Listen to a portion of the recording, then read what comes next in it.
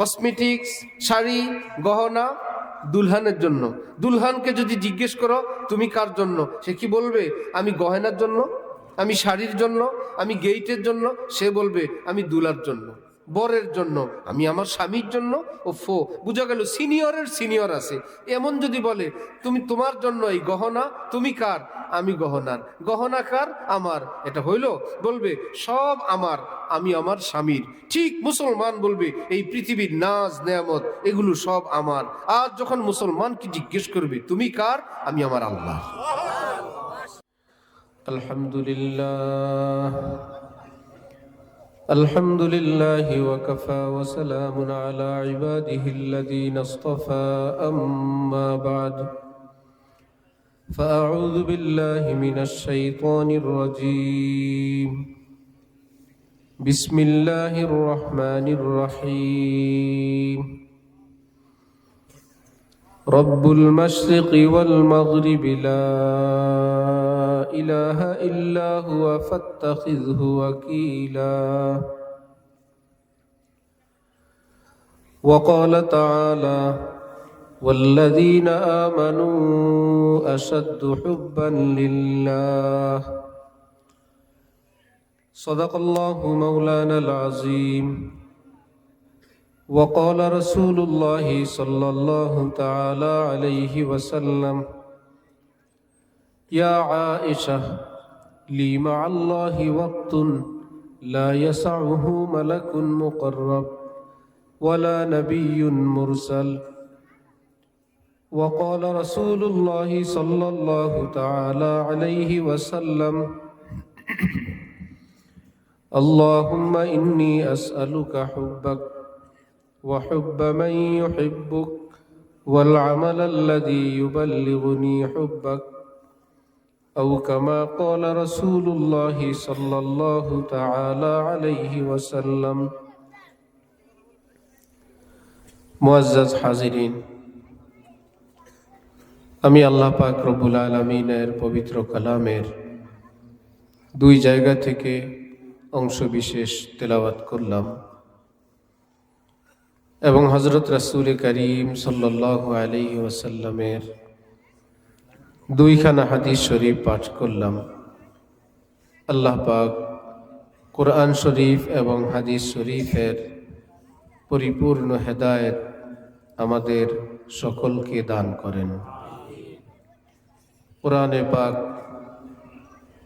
এবং হাদিসে পাকের নূরে আমাদের জীবনকে সুন্দর করার, আলোকিত করার তৌফিক দান করেন। অত্র এলাকায়, বিশেষ করে এই গ্রামে আল্লাহ পাকের মেহেরবানিতে বারবার আসার তৌফিক হয়েছে। এই গ্রামেই ছিলেন আমার পরম শ্রদ্ধেয় ওস্তাদ হাফেজ মাওলানা আবু সাঈদ সাহেব রহমতুল্লাহি আলাই। এখানেরই মানুষ বাংলাদেশের বিখ্যাত আলেম হযরত মাওলানা আব্দুল মান্নান সাহেব রহমতুল্লাহি আলাই, হযরত আব্দুর রাজ্জাক সাহেব রহমতুল্লাহি আলাই, আরো অনেক আল্লাহওয়ালা বুজুর্গানি দ্বীনের এই গ্রাম। আমার স্নেহাস্পদ হাফেজ মাওলানা আশিক এলাহি, আপনাদের কারো ভাই, কারো সন্তান, এই গ্রামেরই। মাওলানার দাওয়াত মহব্বতে আমরা এখানে আসি।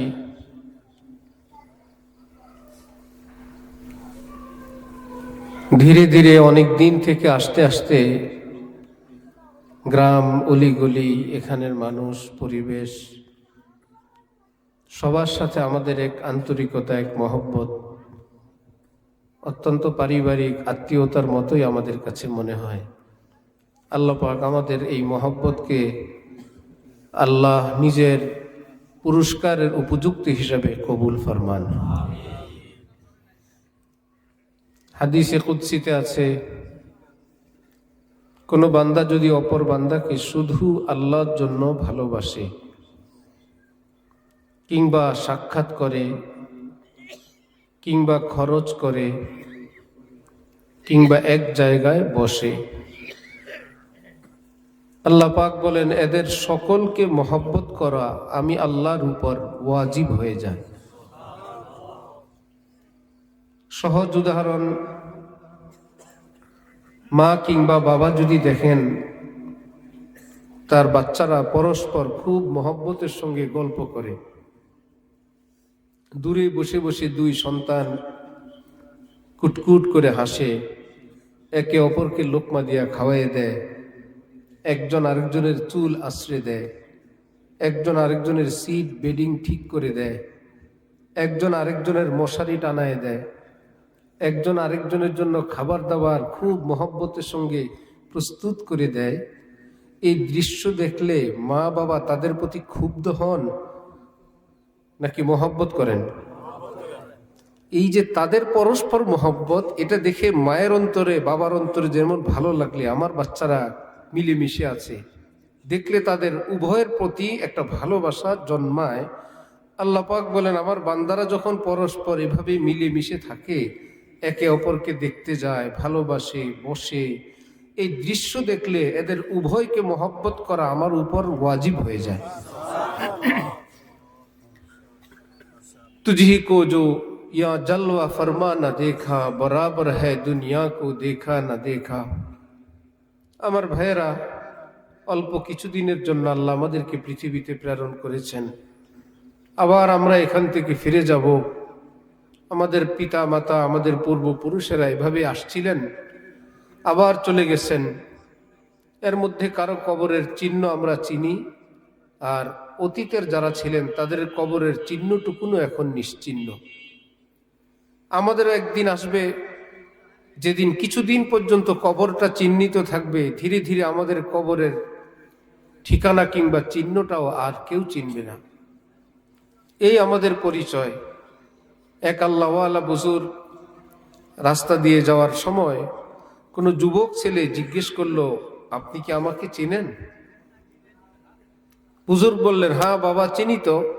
তোমার জীবনের আরম্ভ এক ফোঁটা নাপাক পানি দিয়ে, জীবনের শেষ মুর্দা একটি লাশ, যতদিন বেঁচে থাকবে পেটের মধ্যে কতগুলো পেশাব পায়খানা নিয়ে ঘোরাফেরা করবে, এই তো তোমার পরিচয়।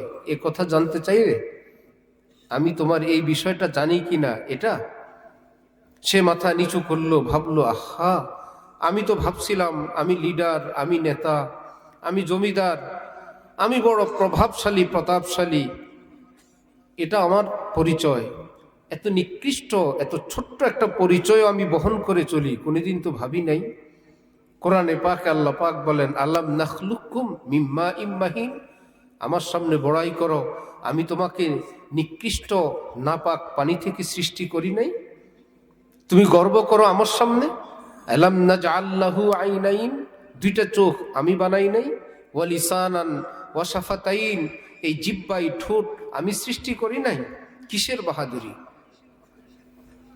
ইন্নাকা লান তাখরিকাল আরদা ওয়া লান তাবলুগাল জিবালা তুলা, তোমার দাপট এবং গর্ব মনে হয় যেন তুমি জমিন বিদীর্ণ করবে, তোমার বুকের উচ্চতা যেন পাহাড় থেকে উঁচু হবে। লান তাবলুগা, অসম্ভব। এই জন্য আমার ভাই, এই দুনিয়ার বাহাদুরি, বীরত্ব খুবই অল্প সময়ের। এটা আমাদেরকে প্রতিদিন সূর্য আমাদেরকে দেখাইতেই থাকে। দেখলেন কিছুক্ষণ আগে আমি ছিলাম না, আমার এখন উদয় হলো। সকাল লাল সূর্য যখন পূর্ব আকাশে, তখন সূর্যের শিশুকাল, ঠিক দুপুরে সূর্যের যৌবনকাল, বিকেলবেলা বার্ধক্যকাল, একটু পরে সে আবার দেখায়। দেখলেন পৃথিবীকে কাঁপায় আসলাম, উত্তপ্ত করে আসলাম, আমি এখন অস্তিত্বহীন। আপনাদের উপরে যেরকম প্রতিদিন আমার উদয় এবং অস্তের এই যাতায়াত, আপনাদেরকেও এমন করবে। আমার যেমন দশা, আমি যাদের উপর দিয়ে চলি তাদেরও একই দশা, কারো একদিন, কারো 10 দিন। এত সুন্দর ফুল যাকে দেখলে মন কাড়ে, কয়েকদিন পর ফুলের পাপড়িগুলো ঝরে পড়ে গেছে। এত সুন্দর সবুজ শ্যামল সতেজ গাছের পাতা মন আকৃষ্ট করে, কিছুদিন পর আস্তে লাল পাতা ঝরে যায়। এত সুন্দর শিশুর মুখ, দাঁত শূন্য, কিছুদিন পর দাঁত। আহা, মুরব্বী বড়রা মিসওয়াক না করলে, ব্রাশ না করলে মুখ থেকে গন্ধ আসে। আহা, দুধ খেলে তো কথাই নাই। ছোট্ট বাচ্চারা দুধ পান করে, কোনোদিন ব্রাশ করতে হয়, মিসওয়াক করতে হয়, মুখে কোনোদিন গন্ধ হয়, আরো ঘ্রাণ লাগে। সুবহানাল্লাহ। আল্লাহ পাক বলেন সেই ব্যবস্থা আমি আল্লাহ লালার মধ্যেই সাপ্লাই করে দিছি। এত সুন্দর লাগে, হাত পা আঙ্গুল দাঁত উঠে ধীরে ধীরে বড় হয়, যৌবন দীপ্ত হয়, সুন্দর হয়। কিছুদিন পর সূর্য বলে আমার দুপুর, তোমার যৌবন রাখো, আমারও বিকেল, তোমারও এখন যৌবনের পর ধীরে ধীরে বার্ধক্যকালের এখন আগমন। আশাবাস সগীরা ওয়া আফনাল কবীর কাররুল গদাতি মাররুল আশি। এই যে সূর্যের উদয় এবং অস্ত যাদের উপর দিয়ে যায়, কেউ নিজেকে আটকায় রাখার ক্ষমতায় পৃথিবীর কারো নাই। হাজার সুন্দর ভবন ধীরে ধীরে মূর্ছে যায়, ধীরে ধীরে সে ধ্বংস হয়। এই দৃশ্য দেখার পর আমার শেখ আরে বিল্লাহ হযরত মাওলানা আব্দুল মতিন বিন হুসাইন সাহেব দামাত বারাকাতুহুম বলেন, আমার প্রেম পাগল মন তো চায় কাউকে ভালোবাসি, কাউকে প্রেম উজাড় করে দেই, কিন্তু যাকেই লক্ষ্য করি তার রূপ লাবণ্য সৌন্দর্য সব কিছুই অতি ক্ষণস্থায়ী, সব ঝরে যায়, সব হারিয়ে যায়। আহা, আমি কি করি? হজরত ইব্রাহিম আলাইহিস সালামের গোষ্ঠী লোকেরা মুশরিক ছিল, যাকে পায় তাকেই পূজা করে। হজরতকে খুব চাপাচাপি করলে একদিন খোলা মাটি নিয়ে উনি গেলেন, আচ্ছা এই চাঁদকে খোদা বানানো যায় কিনা? সবাই বলল আবার কি, চাঁদকে খোদা বলবা না তো আবার কি? চাঁদ যখন নাই, বললেন কি ব্যাপার, খোদা তো নাই, বন্দা রয়ে গেলাম, খোদা নাই। সূর্যকে দেখায় বললেন, সূর্যের ব্যাপারে কি বলো তোমরা? বলল কি পাওয়ার দেখলেন? আবার কি, হাজা রব্বি হাজা আকবার। হ্যাঁ হ্যাঁ হুজুর, হুজুরের মাথা ঠিক হয়ে আসছে, এটাকে রব বলা যায়। হজরত ইব্রাহিম বললেন রাখো। একটু পরে আহা, সূর্য কোথায়? সূর্য ডুবে গেছে। খোদাই যদি ডুবে যায়, বান্দাদের কি অবস্থা হবে? না, যারা ডুবে যায় আমি তাকে খোদা মানতে রাজি না। ইন্নী ওয়াজ্জাহতু ওয়াজহিয়া লিল্লাযী ফাতারাস সামাওয়াতি ওয়াল আরদা, যে আসমান জমিনের সৃষ্টিকর্তা মহান আল্লাহ, আমি আমার জীবনকে তার দিকেই ঝুঁকে দিলাম। তিনি হাইয়ু এশকে বা মুরদানা বা আসাদ পায়দার, এশকেরা বা হাইয়ু বা কাইয়ুমদার। আহা, আমিও মরণশীল, যাকে ভালোবাসবো সেও লয়শীল, ক্ষয়শীল, ধ্বংসশীল। তো কি হবে? এক মরা আরেক মরার সঙ্গে যোগ দিলাম। মাটি যোগ মাটি, ফলাফল তো মাটি হবে।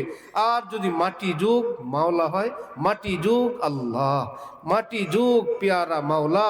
যেমন বড় পীর জিলানী, খাজা মুঈনুদ্দিন চিশতি, হাকিমুল উম্মত থানবী, মুজাহিদ আজম মাওলানা শামসুল হক ফরিদপুরি, হযরত হাফিজ হুজুর কারি তৈয়ব সাহেব, মুফতি শফি সাহেব, ইমাম রব্বানী গঙ্গোহীরা বুঝছেন এই পৃথিবীর সঙ্গে যোগ দিলে নষ্ট ভ্রষ্ট হব। আর যদি প্রিয় আল্লাহর সঙ্গে যোগ দেই, আমি কবরে যাব, ধ্বংস হব না, আমি শেষ হব না। এই জন্য আমার ভাইয়েরা, আসলাম এই পৃথিবীতে আল্লাহকে পাওয়ার জন্য। খাওয়া দাওয়া পড়া এ তো বন্দিগি করার জন্য, শক্তি অর্জনের মাধ্যম। আমরা যে খাওয়া দাওয়া করি, আহা, কাফের মুশরিকরাও খায়, মুমিনও খায়। মুমিন খায় বাঁচার জন্য, আর বাঁচে আল্লাহর জন্য। আমরা খাওয়া দাওয়া করি কিসের জন্য? বাঁচার জন্য। ভাই, না খাইলে অসুস্থ হব। এবার যদি জিজ্ঞেস করে বাঁচেন কেন, বেঁচে থাকেন কেন, বলবে আল্লাহর জন্য। जो जुद भी तुझ बिन न जीने को कहते थे हम, सो उसी आहद को हम वफा कर चले। প্রতিদিন ঘুমানোর সময় তো আল্লাহকে বলি, আল্লাহ আপনার জন্য বাঁচি, যদি জীবন দেই আপনার জন্য দিব। আল্লাহুম্মা বিসমিকা আমুতু ওয়া আহইয়া, আয় আল্লাহ এখন আমি মরব, শর্ত আপনাকে বুকে নিয়ে আমি মরব। ওয়া আহইয়া, যদি জেগে সকালবেলা উঠি আপনাকে সাথী নিয়েই জাগবো। যেদিন সত্যি মৃত্যু হবে, আয় আল্লাহ আপনাকে এই প্রাণে এই মনে নিয়েই মরব। এর আগে যতদিন জীবিত থাকবো আপনার জন্যই বাঁচব। তাহলে আমরা খাই বাঁচার জন্য, বাঁচি কিসের জন্য? যেমন বিয়ে বাড়িতে সব সাজ, কসমেটিক্স, শাড়ি, গহনা দুলহানের জন্য।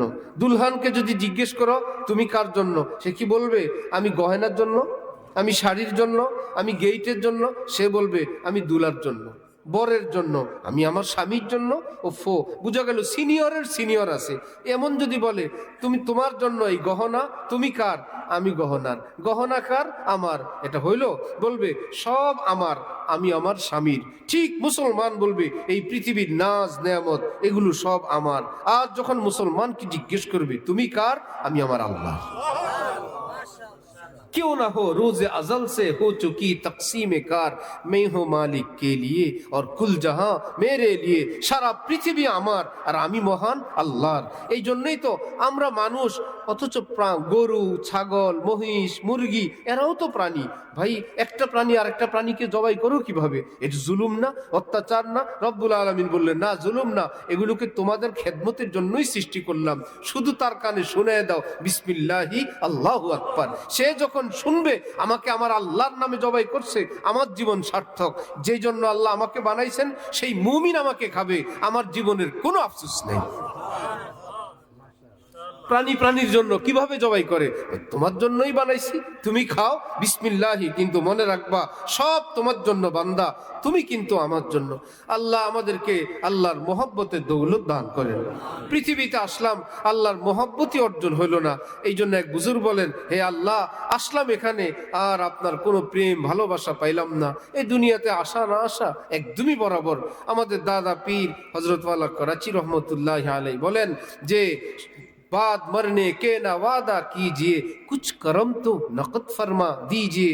আল্লাহ শুনলাম সওয়াব কবরে গেলে পাবো, জান্নাত জান্নাত সেই কিয়ামতের পরে হিসাব নিকাশের পরে পাওয়া যাবে। আল্লাহ আমি যে আল্লাহ আপনার জন্য কষ্ট করি, কোরবানি করি, নগদ নগদ কিছু দিবেন না? সবই কেবল বাকি, সবই মরার পরে, অথচ আল্লাহ বলছেন দিবেন। ওই কথাটাকেই তিনি আবেদনের আন্দাজে বললেন, হে আল্লাহ কিছু তো নগদ দেন। আল্লাহ বলেন নগদ তো আমি দিয়েই দিই। জান্নাত বাকি, জান্নাতের বানানেওয়ালা আল্লাহ, তিনি কি বাকি না নগদ? তিনি বলেন আমি তো নগদ, আমার আদর তো নগদ, আমার শফকত তো নগদ, আমার মায়া তো নগদ। রোজাদার টের পায় পেটে খাবার নাই, বুকে কে জানি আদর করেন, বুকের ভিতরে বড় খুশি লাগে, বড় আনন্দ লাগে, আমি আমার আল্লাহর জন্য রোজা রাখছি। বেরোজগার টের পায় পেটের মধ্যে প্রচুর খাবার, বুকের ভিতরে অশান্তি, কারণ আল্লাহর মায়া আদর থেকে সে মাহরুম। জালালউদ্দিন রুমি মসনবী শরীফের মধ্যে বলেন, আজলাবে না দিদা সদবুসা রসিদ মঞ্চে গোয়াম রুহ চে লজ্জত চশীদ। বন্ধুরা, আমি আল্লাহর জন্য শরীয়ত মোতাবেক জীবন যাপন করি, আল্লাহর প্রেমে পড়ি, এক অদৃশ্যের ঠোঁট এসে আমার অন্তরে চুমু দেয়, আমি টের পাই। আজলাবে না দিদা সদবুসা রসিদ মঞ্চে গোয়াম রুহ চে লজ্জত চশীদ।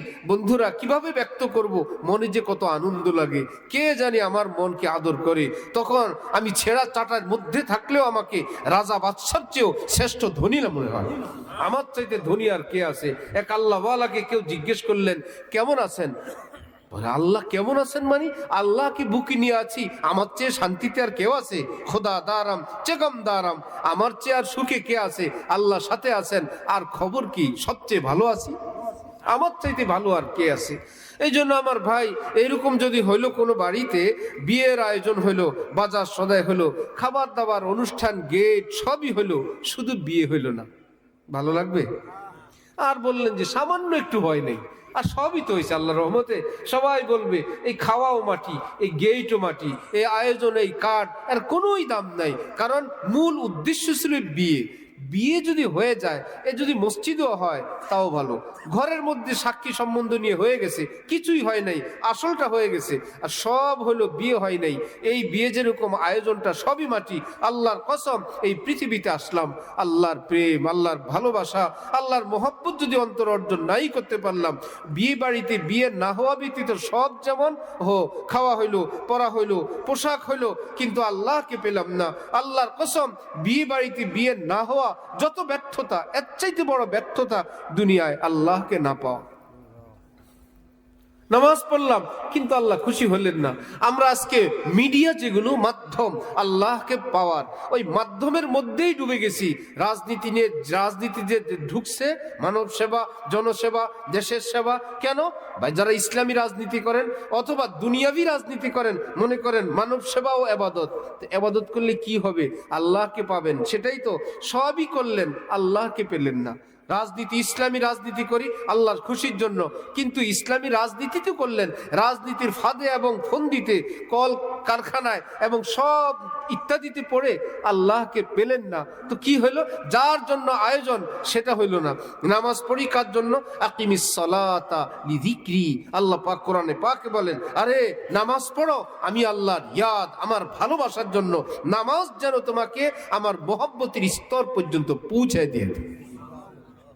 নামাজে আগে আল্লাহর মহব্বত যা ছিল, নামাজের পরে মহব্বত আরো বাড়ছে। সকালবেলা ঘুম থেকে উঠলে মহব্বত যা ছিল, রাতের বেলা ঘুমাইতে গিয়ে এখন মহব্বত আরো বাড়ছে। 5 ওয়াক্ত নামাজ, হালাল জীবন, কত গুনাহ থেকে পর্দা করলেন, গুনাহ থেকে বেঁচে থাকলেন।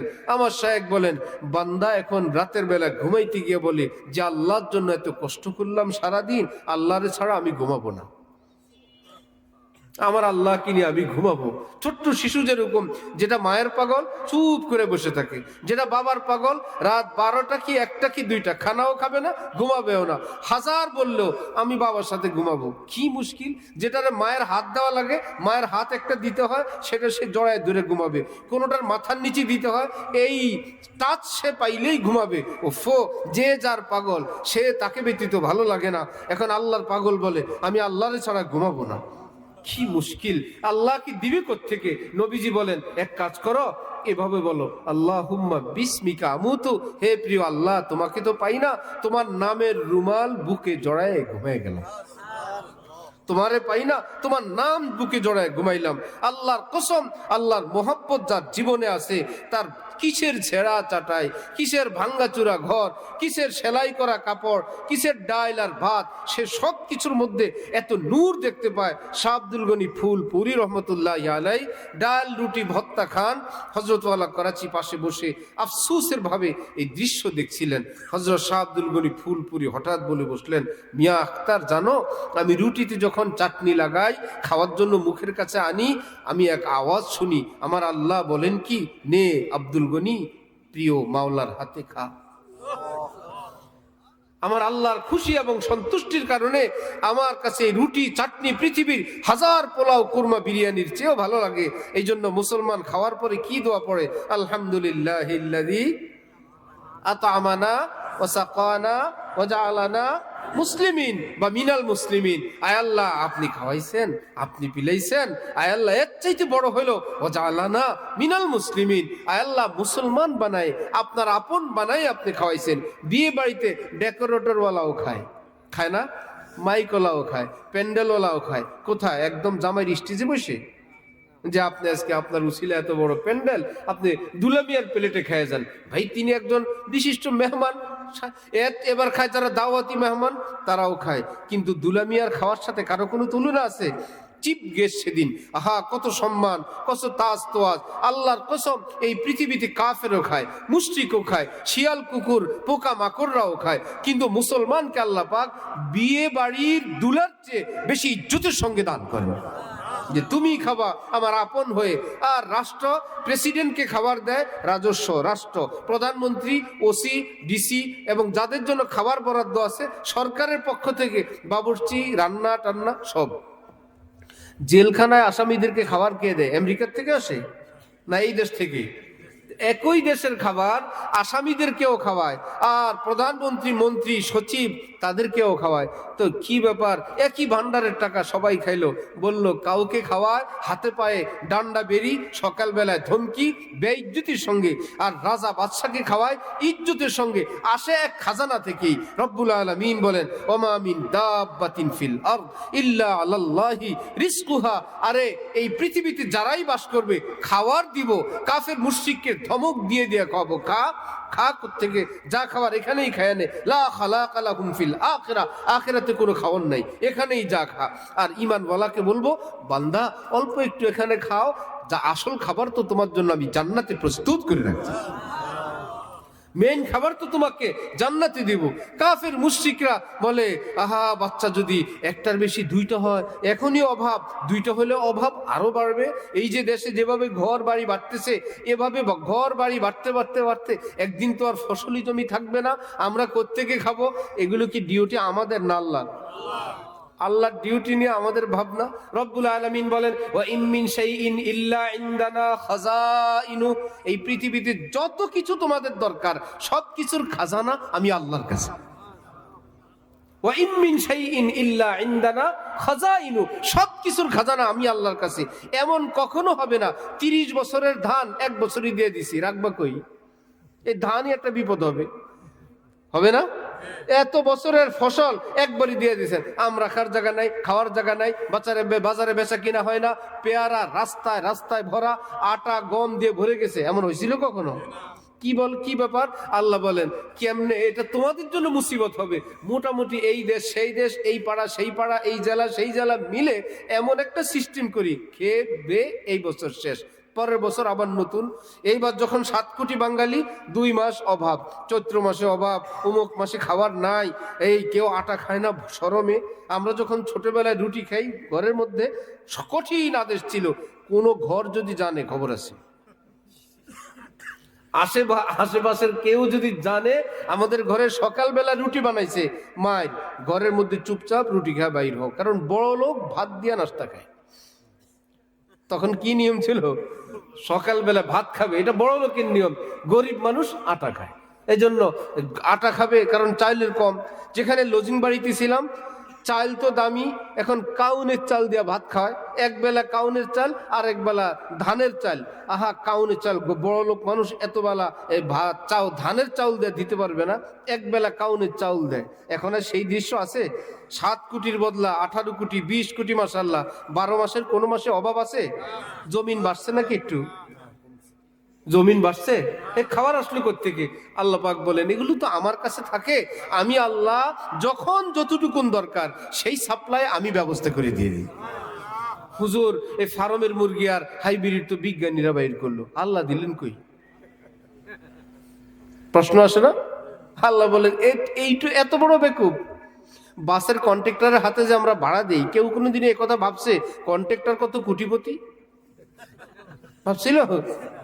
আল্লাহ, কত মানুষ ব্যাংকে যে বেচারা ক্যাশে বসে, আল্লাহ তাগরে কত মানুষ কত টাকা দেয়, এই লোক তো বহুত কোটিপতি। কেউ মনে করে আরে সে তো চাকরি করে, তার হাতে দেয়, সে জমা দিয়ে দেয়, বিকালে অফিস থেকে যাওয়ার আগে হিসাব বুঝায় খালি হাতে বাইরে চলে যায়। আর বাসের যে সুপারভাইজার কন্ট্রাক্টর, সেই বেচারা যা রাখার চটুক রেখে, বেতন রেখে যা রাখার সব মালিকের কাছে যায়। রব্বুল আলামিন বলেন এইটুকুনও বুঝো না? তুমি তোমার বিজ্ঞানীর প্রশংসা করো, বিজ্ঞানী বিকালবেলা আমার কাছে দিয়ে দিবি। প্রশংসা কি বিজ্ঞানীর না আল্লাহ? বিজ্ঞানীর সৃষ্টিকর্তা আল্লাহ, বিজ্ঞানীর মাথা দেনেওয়ালা আল্লাহ, বুদ্ধি দেনেওয়ালা আল্লাহ। কেমিক্যাল বানাইছে বিজ্ঞানী, আল্লাহ বলেন কেমিক্যাল হয় বানাইছে, অমুক গাছে কষ আমি দিছি, অমুক জায়গায় পাউডার আমি দিছি, অমুক মাটিতে এই গ্যাস আমি দিছি, এই সবগুলো একত্রে করার বুদ্ধি আমি সাপ্লাই করে দিছি। সিস্টেমে এভাবে আমি করব। আল্লাহ আগে 1 বিঘা জমি, মনে করেন 100% জমির মধ্যে ধান হয় 20 মণ। আল্লাহ রে, বিশাল ধান। আল্লাহ বলে তখন ওই সিস্টেম ছিল, এখন মানুষ বাড়ছে 40 মণ, আরো বাড়ছে 100 মণ, এখন আরো বাড়ছে, এখন 2 মৌসুম, মানুষ আরো বাড়ছে। আল্লাহ বলে 3 মৌসুম, সামনের দিকে লাগলে এখন 3 মাসে ধান হয়। আল্লাহ বলে আমার কাছে মেশিন আছে, তোরা আরো বাড়লে 1 মাসে 1 ধান। সুবহানাল্লাহ। 1 মাসে 1 ধান অসম্ভব। মুরগি বড় হয়ে বালেগ হওয়া পর্যন্ত আগে 6 মাস 1 বছর লাগতো না? হযরত নূহ আলাইহিস সালামের যুগে 300 বছরের আগে পোলাপাইন নাবালেগ থাকতো। কয়শো বছর? এই নাবালেগ থাকলে তো লুঙ্গিও পরা লাগে না। ছোট মানুষ, মাত্র 250 বছর বয়স। আমাদের এক হাজী সাহেব আছেন, কাঠের ব্যবসা করেন। তো কি জানি বার্মাটিক একটা গামারি বললো, গামারি গাছ এটা বিদেশ থেকে আসে, 150 বছর বয়সের আগে এটা আবাত্তি থাকে। 150 বছর বয়স হইলে এটা কাটার সময় হয়, যে গাছটা একটু সার হয়েছে, এখন কাটা যায়। 150 বছর বয়স হয়েছে। রব্বুল আলামিন যদি চান যে বলো 250 বছরের নাবালেগ এখন না, এখন কি 250 বছরে বালেগ হয় না 12 বছরে? এই 10 বছর একটু আগে পরে রাস্তাঘাটে 2টারে ধরে পুলিশ, দুটোটাই পিচ্ছি, বল আমরা 2জন বিয়ে করছি। পিচ্ছি বলে বিয়ে বুঝো? বুঝি না, বিয়ে করে ফেলেছি না বুঝেই। হযরত নূহ আলাইহিস সালামের যুগে কল্পনা করা গেছে 12 বছরে পালাইছে, ছোট্ট শিশু ফিডার খায়, 150 বছরে ল্যাংটা থাকে। আবার এখন 3 মাসের ফসল রব্বুল আলামিন যদি চান, ফার্মের মুরগি যদি 18 দিনে 1.5 কেজি হইতে পারে, 20 দিন 1 মাসে ধান হইতে পারে না? রব্বুল আলামিন বলেন, আমার চিন্তা তোরা করো কেন? তোদেরকে দিলাম আমার বন্দিগি করার জন্য, ফাসকুরুনি আসকুরকুম, তোমরা আমার কাজ করো, আমি তোমাদের কাজ করব। তোমরা বন্দিগি করো, আমি রিস্কের ব্যবস্থা করব। তুমি আল্লাহ আল্লাহ বলো, আসমান থেকে আমি আল্লাহ লাব্বাইক লাব্বাইক বলতে থাকবো। ফাসকুরুনি বিল ইতাআত আযকুরুকুম বিল ইনায়াত, আমি যা বলি সেটা মানার মাধ্যমে আমাকে স্মরণ করো। তোমার যা কিছু প্রয়োজন সেটা সাপ্লাইয়ের মাধ্যমে আমি তোমাকে স্মরণ করতেই থাকবো।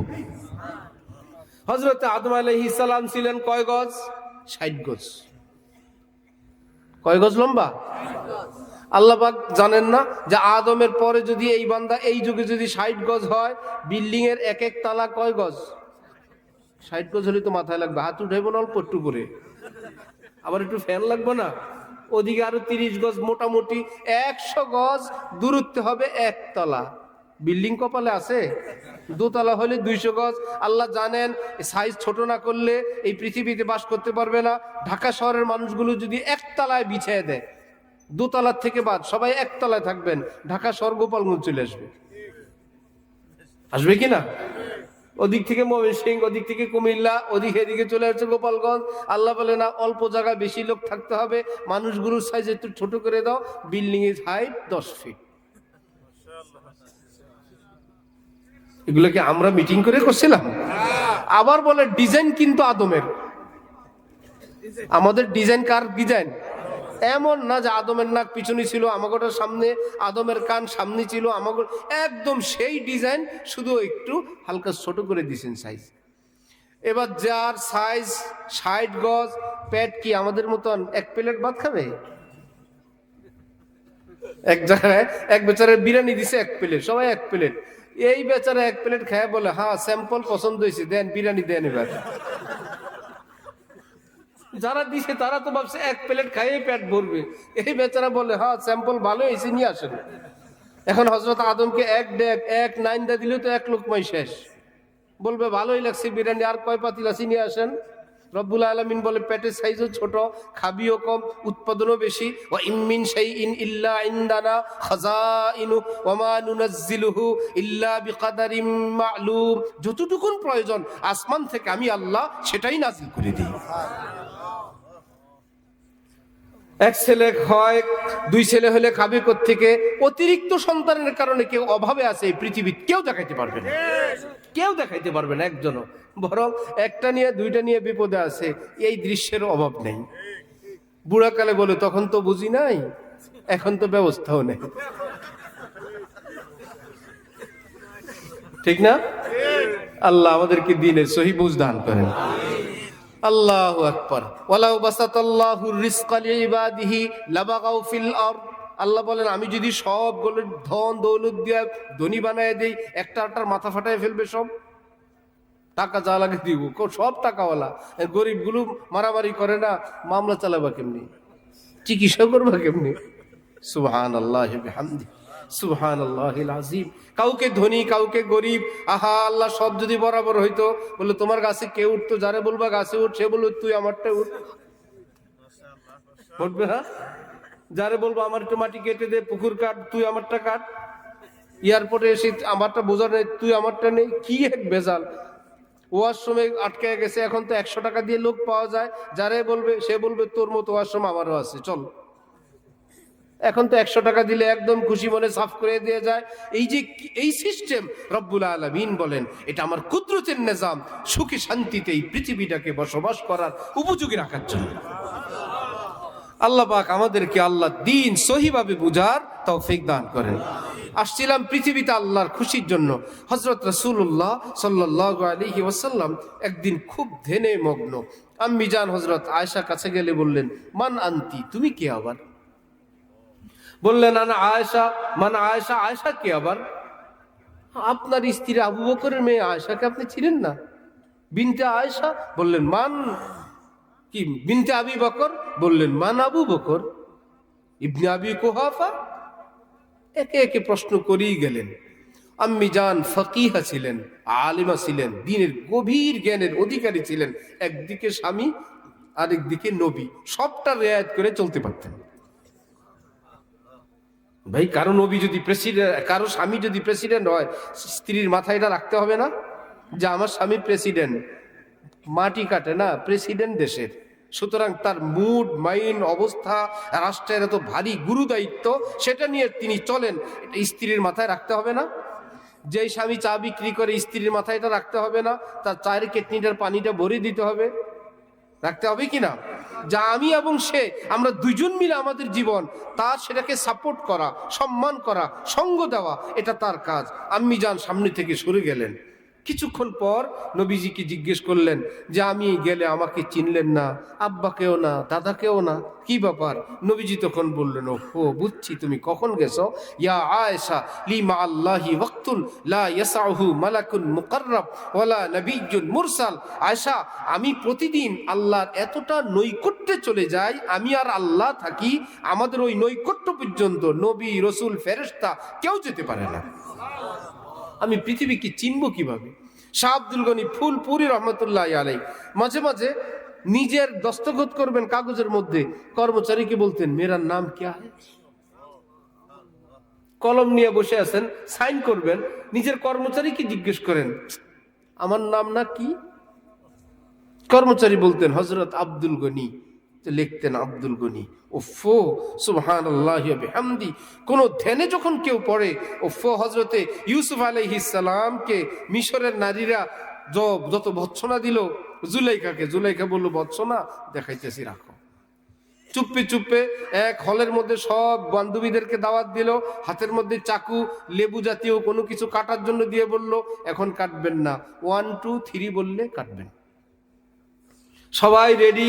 এবার ইউসুফকে বললো হাই তালাক, ইউসুফ তুঝি কো কেহতা হু আজাও ইদার। হযরত ইউসুফ হলের মধ্যে আসলেই এক আলো, এক নূর হঠাৎ চমকে উঠলো। সবাই তাকে আছে, আল্লাহ রে, এটা কি মানুষ? এতটা তাকে আছে। এই ফাঁকে আবার জুলাইখা বলল 1 2 3, সেটা তো কানে পড়ছে, সবাই কাটতেছে। কোরআন শরীফ রব্বুল আলামিন বলেন ওয়াকাত্তানা আইদিয়াহুন্না, ওই মেয়েগুলো ভুলে নিজের আঙ্গুলের উপর ছুরি চালায় দিল, টেরও পায়নি। ইউসুফের রূপ দেখে যদি নিজের আঙ্গুল কাটলে টের না পায়, আল্লাহর প্রেমে যে পড়ে তারা যখন জীবন দেয়, আল্লাহর কসম একটু টের পায় না, টেরই পায় না, সে হাসতে হাসতে জান দিয়ে দেয়। ইউসুফের নূর দেখে যদি, এক নবীর নূর দেখে যদি আঙ্গুল কাটলে খবর না হয়, রব্বুল আলামিনের শাহাদাতের সূরা যখন টের পায়। এক সাহাবী তো আগেই বলেন ফুস্তু রব্বিল কাবা, এক সাহাবী হাতে খেজুর, নবীজিকে বললেন আমি যদি জিহাদে যাই, শহীদ হই, আমি কোথায় যাব? নবীজি বললেন ফিল জান্নাহ। হাতের খেজুরগুলো নিক্ষেপ করে গিয়ে বললেন আরে খামাখা এই খেজুর খেয়ে লাভ কি, জান্নাতি গিয়ে। জিহাদের ভিতর গেলেন, জিহাদ করতে করতে শাহাদাত বরণ করলেন। এই দুনিয়ার খেজুর কে খায়? জান্নাতে গিয়েই খায়। আহা, আম্মি জান হযরত আয়েশা রাদিয়াল্লাহু তাআলা আনহাকে নবীজি যেটা বললেন যে আমি আল্লাহর কাছে যাই, হাকিমুল উম্মত থানভী নওয়ারাল্লাহু মারকাদাহু বলেন পৃথিবীর প্রত্যেক মুমিন, বিশেষ করে যারা আল্লাহর প্রেমিক, এইরকম কিছু মুহূর্ত তারাও কাটান, শুধু আল্লাহ থাকে আর সে থাকে, এই পৃথিবীর কেউ থাকে না। হয়তো সেটা লোকালয়েও হইতে পারে, হয়তো বা স্ত্রীর পাশে শুয়ে শুয়েও তিনি আদায় করে ফেলেন, অথবা স্বামীর পাশে স্ত্রী, সেটা হইল আল্লাহর ধ্যান। এই তো আমার প্রিয় আল্লাহ, তিনি আমাকে দেখছেন। অথবা আল্লাহর সঙ্গে 1-2টা কথা বলা, আল্লাহ আপনি কত নাজ নেয়ামতে রাখেন, কত কিছু খাওয়ান, এই তো আমাকে বউ বাচ্চা দিলেন, স্ত্রী সন্তান দিলেন, আল্লাহ 10টা টাকা দিলেন, থাকার মতন একটা ঘর দিলেন, এই তো অসুস্থ ছিলাম সুস্থ করে দিলেন, এই তো বিপদ থেকে উদ্ধার করলেন। পৃথিবীর মানুষ কত মুসিবতে আমাকে কত ভালো রাখলেন। হাত না উঠে, জবান না নেড়ে, মনে মনে একটু কথা বলে আল্লাহ আমাকে মাফ করে দিয়েন। এদিক থেকে চোখ থেকে টপ টপ করে পানি পড়ে। এক আল্লাহওয়ালা 3-4 জন এক জায়গায় দাঁড়ানো, একজন হঠাৎ বলে বসলেন আসসালামু আলাইকুম। সাথীরা বললেন হজরত ये कैसा সালাম है, এক জায়গায় তো কোনো সালাম হয় না। হজরত বললেন मैं तो अभी आया। কোথায় এক জায়গা, আমি তো মাত্র আসলাম। তারা বললেন নেই হজরত आप तो पहले से थे, আমরা তো 3-4 জন এখানে আগে থেকেই ছিলাম, আপনি কবে আসলেন কোত্থেকে? বিতর্ক লেগে সাথীরা ওনাকে বুঝাইলেন, আমরা এভাবে ছিলাম, উনি ধরা খেয়ে গেছেন। আসলে ওনাদের সামনেই চুপে চুপে মন জগতে তিনি এদের থেকে আলাদা হইয়া আল্লাহর নৈকট্যে চলে গেছিলেন। নৈকট্য শেষ করে যখন চোখ খুললেন, এই সাথীদেরকে নজরে পড়লো, সালাম দিয়ে বসছে, সালাম দিয়ে ধরা খেয়ে গেছে। এতক্ষণ দেখে নাই, আল্লাহর কাছে চলে গেছিলেন। এই জন্য আমার ভাই, আমার মায়েরা, আমার বোনেরা, আসি তো, মা যদি বলেন আমি একটু চাল নিব, বিসমিল্লাহ, মাছ কুটবো, বিসমিল্লাহ, হলুদ দিব, বিসমিল্লাহ। এই বিসমিল্লাহওয়ালা তরকারি কত মজা হয়, সুবহানাল্লাহ। গ্যান্ডারি এক ডাক্তার আছে, ওষুধের বোতল খোলে, আল্লাহ আল্লাহ আল্লাহ আল্লাহ আল্লাহ, এই বাচ্চাকে হা করেন, আল্লাহ আল্লাহ আল্লাহ আল্লাহ আল্লাহ। দিলশাদ হোমিও। তো আমার ছোট বাচ্চা, ওদেরকে একদিন ডাক্তারের কাছে নিয়ে যাবো, আরে জিজ্ঞেস করে কোন ডাক্তার? আল্লাহ দিয়া ডাক্তার। তো ডাক্তারে গিয়ে বললাম, এরা আপনার নাম রাখছে আল্লাহ দিয়া ডাক্তার। খুব খুশি হয়েছে।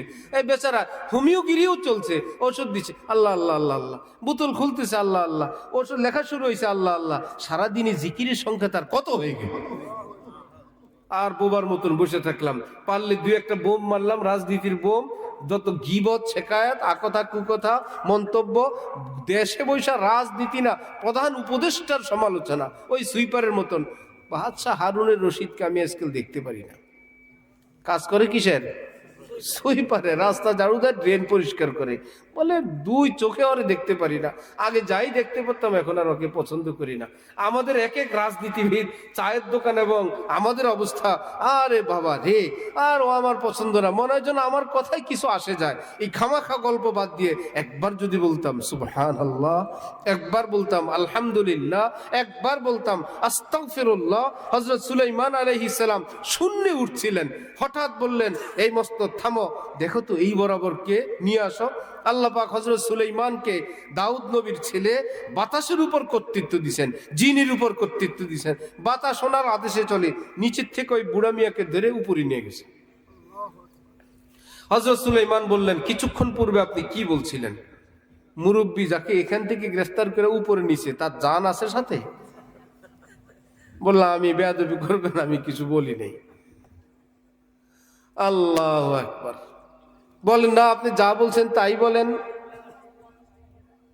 বলে যে আমি শুধু এইটুকুন বলছি, সুবহানাল্লাহ, দাউদ নবীর ছেলে সুলাইমানকে আল্লাহ কত ক্ষমতা দিল, শূন্যে উড়ে। আমি এইটুকুন কথার বাইরে আপনার কোনো সমালোচনাও করি নাই, কোনো খারাপ কথাও বলিনি। হযরত সুলাইমান বললেন, আরে আমি সেটাই তো খুঁজি। আপনি সুবহানাল্লাহ বলছিলেন, সেই জমিন থেকে এটা আল্লাহর কাছে যাওয়ার সময় সুবহানাল্লাহ ধাক্কার চোটে আমার মস্তক কাঁপতেছিল, থরথর করে কাঁপতেছিল। আমি তো ভাবতেছিলাম কে কোন আমল করলো যার ধাক্কায়, নূরের পাওয়ারে আমার মস্তক কাঁপে। বাবা আপনি জানেন, এই যে শূন্যে উড়ি, হেলিকপ্টারের মতন, বিনা মোটর ইঞ্জিনে, বিনা পাইলটে, এইরকম লক্ষ লক্ষ মসনদের চেয়ে একটা সুবহানাল্লাহর দাম আরো অনেক বেশি। আমি আছি মসনদ নিয়ে, আপনি আছেন সুবহানাল্লাহ নিয়ে। আমার ভাইয়েরা, যেটা কাজ সেটা করা চাই। আল্লাহ পাক আমাদেরকে আল্লাহর মোহাব্বতের নিয়তে আজকে থেকে আমল করার তৌফিক দান করেন। চেষ্টা করবো ইনশাআল্লাহ। নামাজ পড়বো কি ডিউটির জন্য না আল্লাহর মোহাব্বতের জন্য? আল্লাহ এই নামাজের উসিলা যেন আপনার মোহব্বত আমার অন্তরে আরো বৃদ্ধি পায়। আল্লাহ 10 টাকা দান করলাম যেন আমার অন্তরে আপনার মোহব্বত আরো বাড়ে। আল্লাহ স্ত্রী সন্তানদেরকে আমি দিন শিখাই, আপনি যেন আমার উপর খুশি হন। আল্লাহ তো স্ত্রী একটু কাজে সহযোগিতা করলাম, আল্লাহ আপনি যেন আমার উপর খুশি হন। আল্লাহ স্ত্রী উজু করে, আমি যায় নামাজ বিছিয়ে দিলাম। অথবা এই শীতের দিন বেচারি আসবে, আমি তওলিয়াটা হাতে দিলাম, তওলিয়া তো সে নিবেই, আমি তো অবসরে বসে আছি, চলো সব সময় তো তুমিই আমাকে দাও, আজকে আমি তোমাকে দিলাম। সেই বেচারি মনে ভাববে আমি খুঁজতে হইতো, নামাজের ওয়াক্ত কম ছিল, আল্লাহ দেখি কি বের হইলে আমার স্বামী আমার গামছা তওলিয়াও দিলেন, আর ঝটপট করে কখন যায় নামাজ বিছাবো দেখি তিনি বিছেও রাখছেন। আল্লাহর কসম, হাদিসের মধ্যে আল্লাহ রাসূল সাল্লাল্লাহু আলাইহি ওয়াসাল্লাম বলেন, যতক্ষণ পর্যন্ত কোনো মানুষ অপর বান্দা বান্দির খেদমতে সে থাকে, আল্লাহ পাক ওই বান্দা বান্দির কাজে উপকারে ততক্ষণ পর্যন্ত নিজে মশগুল থাকেন। তুমি আমার বান্দা বান্দির খেদমতে আছো, তোমার খেদমতে আমি আল্লাহ নিজে আছি। সে যেই হোক, ছোট হোক কিংবা বড় হোক, তাহলে যেই কোনো আমল আল্লাহর মোহাব্বত বৃদ্ধির নিয়তে করার চেষ্টা করবো ইনশাআল্লাহ। তখনই দেখবেন জান আসবে।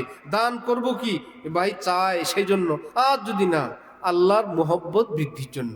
তখন মনে হবে একটু ভালো একটা নোট দেই, আল্লাহ তো দেখবেন আমার জন্য কোনটা দিলাম। সুবহানাল্লাহ। দান করার সময় টাকা পরিষ্কারটা দিতে হয়, কারণ হাদিস শরীফে আছে বান্দা যখন দান করে বান্দার এই দানের টাকা সর্বপ্রথম আল্লাহর হাতে যায়, তারপরে এই গরিবের হাতে যায়, বা যিনি গ্রহণ করেন দ্বিতীয় ধাপে তার হাতে যায়। তাহলে বড়পীর জিলানি কি দিব, খাজা মুঈনুদ্দিন চিশতি কি দিব, কোন বুজুর্গকে প্রেসিডেন্ট কি দিব? আমরা কি পচা পুরান ছেঁড়া টাকাটা দেই না ভালোটা দিই? বারবার আমার শাইখকে আমি দেখছি কোনো বাচ্চাকে, শিশুকে বা কোনো বুজুর্গকে হাদিয়া দিবেন, হজরতের ভাষায় সাফ টাকা নাই। হজরতের ভাষা, ভাই তোমাদের কাছে সাফ টাকা আছে? যেগুলো আছে এই মাথা থেকে ওই মাথা দেখে বলেন কারো কাছে সাফ পরিষ্কার টাকা আছে? তো দেখা যায় যতটুক তুলনামূলক ফ্রেশ আছে, কোনো সাথীরা চেঞ্জ করে দেয়। হজরত যাকে দিবেন তাকে দেন, বললো টাকা তো টাকা, একটু ফ্রেশ পাইলে সে বেশি খুশি হবে। কচকচা নোটে বেশি খুশি হয় না? দুনিয়ার কাউকে যদি দেই একটু কচকচা টাকা দেই, সে যেন খুশি হয়। আল্লাহর রাস্তায় যখন দিব, মসজিদে মাদ্রাসায় পুরান ছেঁড়া অচলটা দিব না সুন্দরটা দিব? কারণ আজকের থেকে আমাদের জীবনে নতুন সবক, আমল করব আমলের জন্য আর সওয়াবের জন্য না। সওয়াব তো বাচ্চা, সওয়াব কি আল্লাহর খুশি হইল ওয়ারিজওয়ানুম মিনাল্লাহি আকবার। কোরআনে পাক আল্লাহ পাক বলেন আমার অল্প একটু খুশি 7 আসমান 7 জমিন আমার আরশের চেয়ে অনেক বড়। তাহলে টার্গেট কি সওয়াব হবে না আল্লাহর খুশি? আল্লাহর খুশি, আল্লাহর মোহাব্বত, আল্লাহর কসম সবই হবে, সব কিছুই হবে। আল্লাহ আমাদেরকে দ্বীনের সহি বুঝ দান করেন। কিন্তু আমার ভাই যদি চুপ করে থাকি, পিছনে থাকি, কেউ নাই, তুঝকো মুর্শিদ লে চলেগা দোষ পর, ये तेरा रह रो ख्याले खाम है, राह बर तो बस बता देता है, राह चलना राह रो का কাম है।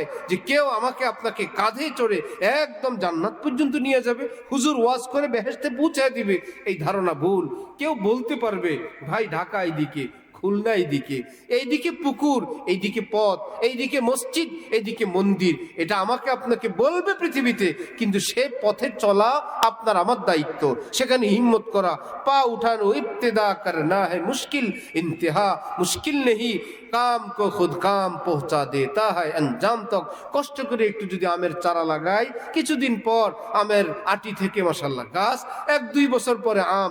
ওই অল্প কষ্ট যদি না করি, আম খাওয়ার আশা অনর্থক। একটু কষ্ট করি, একটু চাষবাস করি, আর বাকিটা তো আল্লাহই করেন। গাছকে আমরা উঠাই না, আল্লাহ উঠান।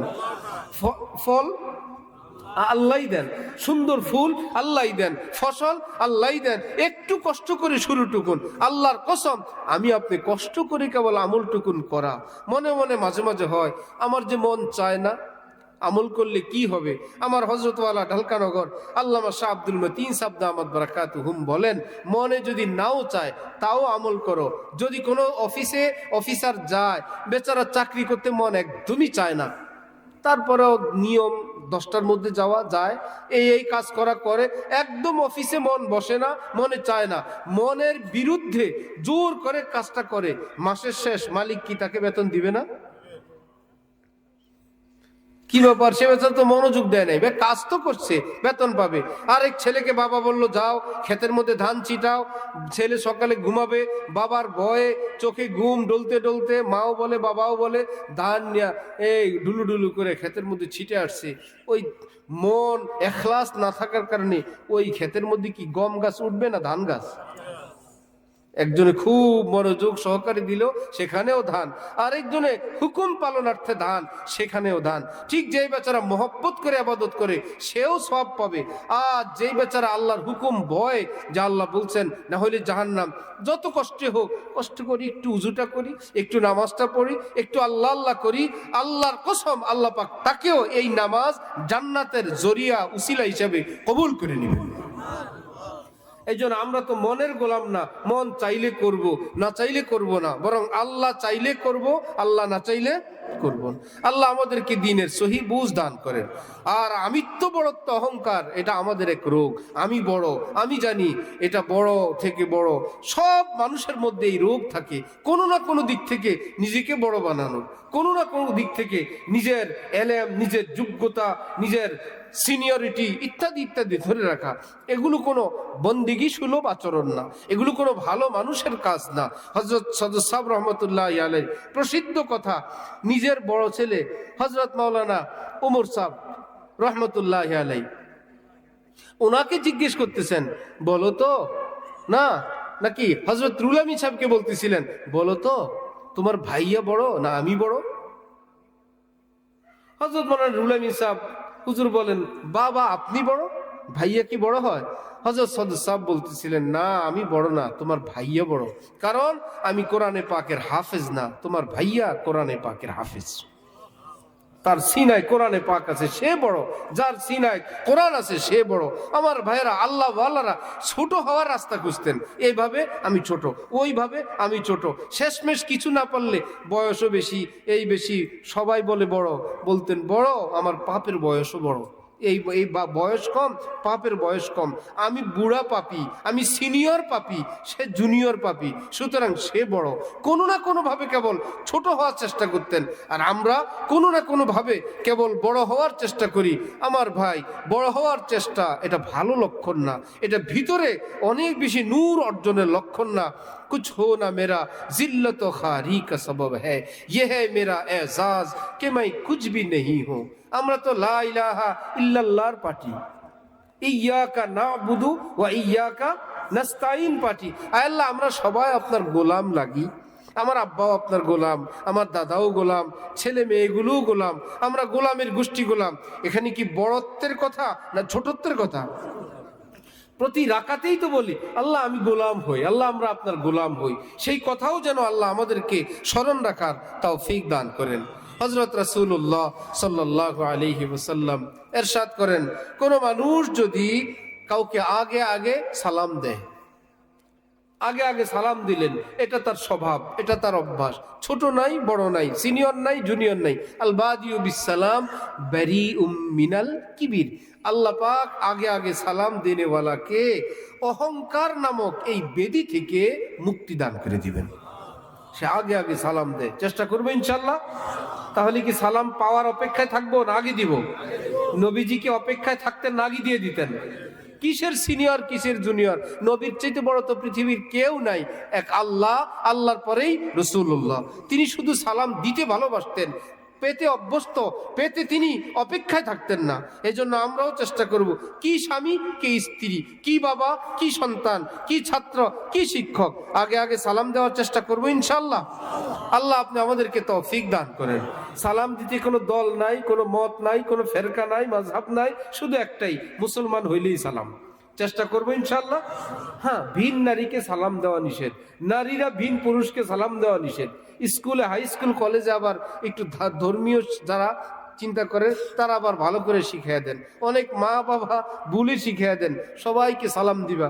কলেজের মেয়ে, হাই স্কুলের মেয়ে যদি যাওয়ার সময় আরেকজনকে সালাম দেয়, এই সালাম সালাম না, এটা গুনাহ। আপনি রাস্তা পার হয়ে যাবেন, আপনার আওয়াজটাও আপনি যত না শুনে পারেন। অনেক সময় মেয়েরা সালাম দিয়ে বসে, মনে করে সালাম দেওয়া আদব, এটা আমাদের বংশীয় পরিচয়, আমরা অমুক বাড়ির মেয়ে, আমরা সালাম দেই। মেয়ে মানুষ সব পর পুরুষকে সালাম দিবে না। হ্যাঁ, সালাম দিবে বাবাকে, চাচাকে, মামাকে, ভাইয়াকে, দাদাকে, নানাকে। যাদের সঙ্গে পর্দা নাই তাদেরকে সালাম দিবে, যাদের সঙ্গে পর্দা তাদেরকে কি দিবে না, সালামও দিবে না। আল্লাহ আমাদেরকে দ্বীনের সহি বুঝ দান করেন। এখন তো যে সমস্ত মানুষরা জানে না, তারাও জানার ভান করে। এক আলেম বলছেন যে কোন হুজুর কারো বাড়িতে গেছেন দাওয়াত খাওয়ার জন্য, জিজ্ঞেস করছেন আপনি কি নামাজ পড়েন? পড়ি। আজকে ফজর পড়ছেন? পড়ছি। ফজরের নামাজ কয় রাকাত? 8 রাকাত। তাহলে হুজুরের কি আইডিয়া হয়েছে, আজকে তো না, জীবনেও ফজর পড়ে নাই। হুজুর বললো বেনামাজির বাসায় দাওয়াত খাই না। হুজুর রওনা হয়েছেন, বাসার ভিতর থেকে মেয়ে মানুষরা শুনে পর্দার ভিতর থেকে খটখট আওয়াজ দিয়ে 4 আঙ্গুল দেখাইছে, 4 বলেন, 4। কমপক্ষে পরীক্ষায় পাশ করেন। ওই 8ওয়ালা বউরে ধমক দিয়ে বলে, শয়তান, 8 বলছি, এতেই হুজুর অসন্তুষ্ট। 4 বললে তো হুজুর আরো খেপবে। পিছনে পিছনে গিয়ে বলছে, হুজুর আসলে তো নামাজ আরো বেশি, আমি ভয় কমায় বলছি। তবু ফুটানি ছাড়বে না, আমার ভুল হয়েছে, ও 4। এই জন্য শরীয়তে কেবল বেশি বললেই খুশি হয় না, যেটা রাইট সেটাই রাইট। বেশি বললে খুশি? রোজার দিনে রোজা এসা পর্যন্ত রাখলে আল্লাহ খুশি না মাগরিবেই খুশি? ফজরের নামাজ এত কষ্ট করে উঠলাম, ফজরের সুন্নত 4, ফরজও 4, আল্লাহ খুশি না নারাজ? যেখানে 2 সেখানে 2-2-এর মধ্যে থামাই ইবাদত। এই জন্য আমি আপনি যেখানে সব জায়গায় বড় হইতে চাই, সব জায়গায় গলা বড় করতে চাই, এই বড় বড় না, এটা আমার আপনাকে ছোট করে। এই জানা না, হুজুর জানি আরো, বলি না ভয়ে, নামাজ নাকি আরো বেশি, 8-এর চেয়েও বেশি, ভয়ে 4 রাকাত বলছে। এই জন্য এই মূর্খতা বর্জন করা চাই, এলমে দ্বীনের সামনে মাথা ঝুঁকানো চাই, আলেম দ্বীন ওলামায়ে কেরাম থেকে দিন নেওয়া চাই। যত বড় বড় আলেম এই গ্রামে ছিলেন, যত সুফি আল্লাহ ওয়ালারা এই গ্রামে ছিলেন, এই গ্রামবাসী এলাকাবাসী যদি কদর করত, এই গ্রামের চেহারা এখন আর অনেক উজ্জ্বল হইতো, অনেক আলেম দ্বীন হইতো, পদ্মা পশিদা এবং দিনদারির অবস্থা আরো থাকতো। যতটুকুন আছে সেটা তাদের রুহানি সেই তাওয়াজ্জু, সেই নজরের বরকতেই আছে। আল্লাহ আমাদেরকে নিজেদের সব ভুল বিচ্যুতি থেকে ঊর্ধ্বে উঠে আল্লাহ দ্বীনকে কবুল করার তৌফিক দান করেন। আজকের আলোচনার খোলাসা হলো, সব আমলের শুরুতে অল্প করে একটু নিয়ত করব, এই আমলের বরকতে যেন আমার অন্তরে আল্লাহর মোহব্বত বৃদ্ধি পায়। চেষ্টা করবো ইনশাআল্লাহ।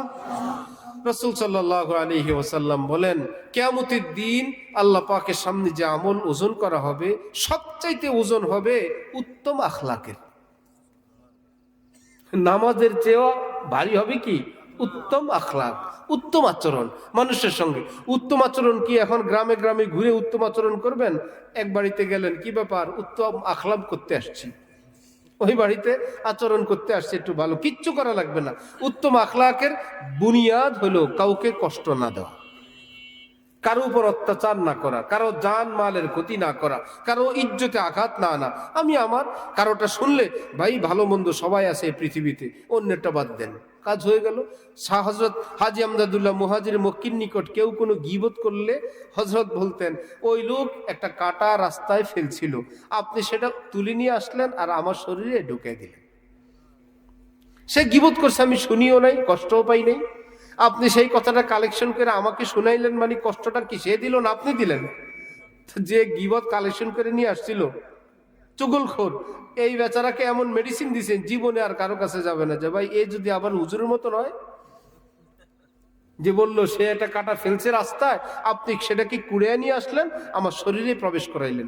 সুতরাং এইরকম কেউ যদি আমার আপনার কাছে অন্যের কোনো এরকম তথ্য নিয়ে আসে, বললেন যে ভাই তিনি কি আপনাকে পাঠাইছেন বলার জন্য? না, কেন বললেন আপনি? ভাই সেই বেচারা স্বাধীন, ভুল বিচ্যুতি যাই করছে, আমাদের দুইজনে একটা তিক্ততা আপনি সৃষ্টি করলেন, একটা দূরত্ব সৃষ্টি করলেন। হযরত থানবীর এখানে, হাজী সাহেবের এখানে কোনো গীবত শোনা হইতো না, যদি কেউ করেই ফেলতো, যে থামানোর আগেই করেই ফেলছেন, এখন ফেরেশতারা লিখবে না এই গীবত করলো, হুজুর শুনলেন, এখন কি হবে? হাজী সাহেব বলে দিতেন, ও আদমি এসা নেই হ্যায়, ডাইরেক্ট বলে দিতেন, আপনি যার ব্যাপারে বলছেন সেই ব্যক্তি এমন না, যা ইচ্ছা তাই হোক, আগে এটা বলে দিতেন। কি উদ্দেশ্য? আমার এই কথা এখন ফেরেশতারা লিখবে, আমি যে শুনছি সেটাও লিখবে, আমি যেটার প্রতিবাদ করছি ফেরেশতারা এটাও লিখবে, এই বলে ওই লোককে উঠাই দিতেন, যা তুই আমার আমল নামায় কিছু লেখাইছিলি, আমি ওটা কিছু লেখাই দিলাম। তার মানে কত সতর্ক ছিলেন। আল্লাহ আমাদেরকে আল্লাহ দ্বীনের সহি বুঝ দান করেন। মা বোনরা অনেকে শুনেন, মা বোনদের জবান হেফাজত মূল কাজ। জাত তার ব্যাপারে নিজের ভাই বোন, মা বাপ, শাশুড়ি, ননদ, দেবর ইত্যাদি ইত্যাদি, কি লাভ? বলে কোনো লাভ নাই। দ্বিতীয় হলো লানত। হাদিস শরীফে আছে যে শুধু লানত আর বদদোয়া, অমুকে ধ্বংস হোক, অমুকে মরুক, আল্লাহর গজব অমুককে দেখে না, আমারই দেখলো, এসা তেসা, এই ব্রেক ফেল কথাবার্তা থেকে নিজেদেরকে কন্ট্রোল করা চাই। আরেকটা হলো নিজের স্বামীর আনুগত্য না করা, তার হাজার ধরনের নাজ নেয়ামত, হাজার ধরনের সব কিছুকে অস্বীকার করা। একদম হাদিস শরীফে আছে, জীবন ভর তার উপর শত এহসানাতের পর একদিন অ্যাক্সিডেন্ট ভুল হইলে নবীজি বলেন সারা জীবনেরটা এক বোমায় শেষ করে দিবে। যে এই ঘরে সাদা পাইলে পান নাই, পান পাইলে সাদা নাই, সাদা থাকলে চুন নাই, চুন থাকলে সুপারি নাই, পান চুন সুপারি সাদা, এই বিয়ের পরে এই ঘরে জীবনে একত্রে পাইনি, সারা বছর নিয়মিত খায়, একদিন সাদা আনতে ভুলে গেছে, বললে এটা তো নিয়মই, এই ঘরে একটা থাকলে আরেকটা থাকে না। এতটা নিজেদেরকে অকৃতজ্ঞ এবং নাশুকরা বানানো না চাই যে আল্লাহ হাজার রাখছেন, এই স্বামী আমার অভিভাবক, তিনি আমার রুটি রুজির ব্যবস্থা করেন, আমার পোশাক তিনিই কিনে দেন, তার ঘরের চালের নিচে আমি থাকি, তিনি আমার সব দেখাশোনা করেন, তার সম্মান তার ইজ্জতের আমার কর্তব্য। যে স্ত্রীর মধ্যে শুকর গুজারি থাকবে, পাশাপাশি পর্দা পশিদা নামাজ থাকবে, রোজা থাকবে, আল্লাহ রাসূল সাল্লাল্লাহু সাল্লাল্লাহু আলাইহি ওয়াসাল্লাম বলেন, স্বামীর এতাআত আছে, 5 ওয়াক্ত নামাজ আছে, রোজা আছে, সতীত্বের হেফাজত আছে, কিয়ামতের দিন রব্বুল আলামিন খুশি হয়ে বলবেন, আমার বান্দি জান্নাতের সবগুলো গেট খোলা, যেই গেটে চাও জান্নাতে প্রবেশ করো। আল্লাহ আমাদেরকে দ্বীনের সহি বুঝ দেন, আমল করার তৌফিক দান করেন। ওয়া আখিরু দাওয়ানা আনিল হামদুলিল্লাহি রাব্বিল আলামিন।